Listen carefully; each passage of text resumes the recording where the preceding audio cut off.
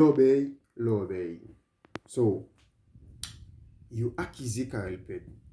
Ki te mdi nou? Mpral ban nou tande kote Karel Ped ap defani sou dosi sa. Bon mdi nou ki sa ba la e. Ebyen, yo akize Karel Ped ki ta va akouche yon servante la kaili ou bien yon bon. So, Karel Ped ta va enceinte bon nan ou bien servante lan. Se kon sa va kaili. Ebyen, ki te mdi nou? Avant ke mwive kote Karel Ped ap defani yon, fok mwen di nou ke, nou tout konen ki eski Karel Ped la.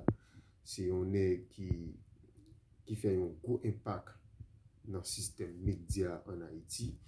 Mse gon popularité tèt chargé, ke se swa nasyonal ou bien internasyonal. Nou konen Karel Ped se yon profesyonel. Mse fè non.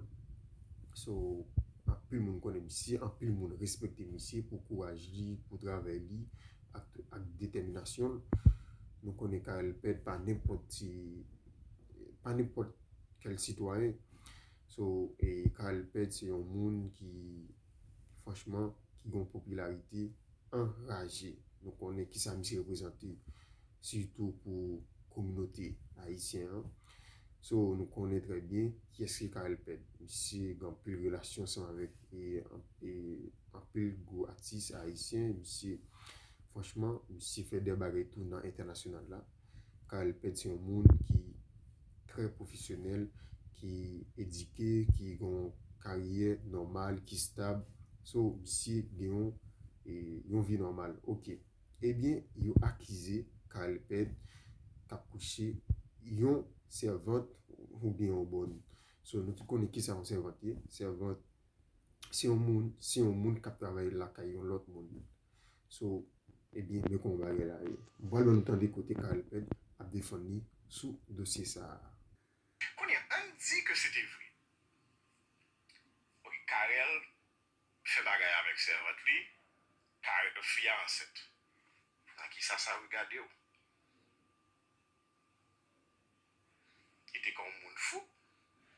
Ok, Karel, ou pè du respect pou Karel, pa gen respect pou Karel anko sou vle, sa ve di, oh, Karel se konsalye, pa gen respect pou Karel. Fine, vive la vi ou, Karel ap kontinye vive la vi pa. On follow Karel, pa like sa Karel ap fè, pa gade sa Karel ap fè, parce que pou mèm Karel se un mauvais moun, is ok, kontinye la vi, Karel ap kontinye la vi pa. Si ou kwen nan sa. Konya, Karel di ke la pou okupe petit li. C'est ça tweet la di. Nice. Ebe kite Karel okupe petit li. Eske sa Karel pral lui demando diaper ou bien let pou okupe petit li? Nope. So, kote problem de ye. Donc, konya, an di ke tout sa, oui, ou sa gade ou vre, oui, nan sens kom si. Sa gade ou an pil. Parce que Karel pral lui demando sa regado, parce que son pa ki regado ki tse an akè, parce que ou reme Karel ou bien kon certain koneksyon emosyonel ou ga Karel. Eske nouvel la vre? Komon ka verifiye nouvel sa? Konya, an di kon reme Karel. Konya just an mette de bagay ou nan balas.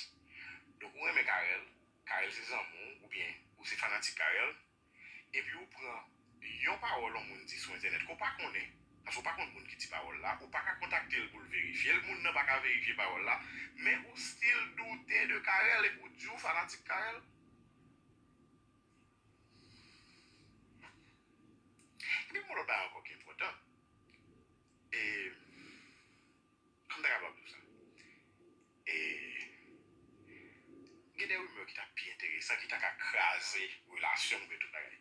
Wè son dek te di, yo kenbe Karel a Paris, non cham, avec on l'autre femme, ou bien avec on l'autre nègre, ou bien whatever ça t'a capable, il t'a fait plus sens. Parce que moi à Paris, et seul monde qui t'a peut-être vérifier nouvelle là, ou bien faire ça, c'est moi. Mais ça, ménage, moi, t'as pas poser une question, et famille, t'as pas poser une question, et puis tout ça, ça arrive. Bon, nou kapab nou kapab etande kote Karel Ped finalman réagi sur le dossier ça, qui t'a fait actualité sur tous les réseaux sociaux. So, mais qu'on va là, finalement, Calped, bail tout détail que c'est pas vrai, pas de baril comme ça, c'est monde qui a fait beaucoup oui.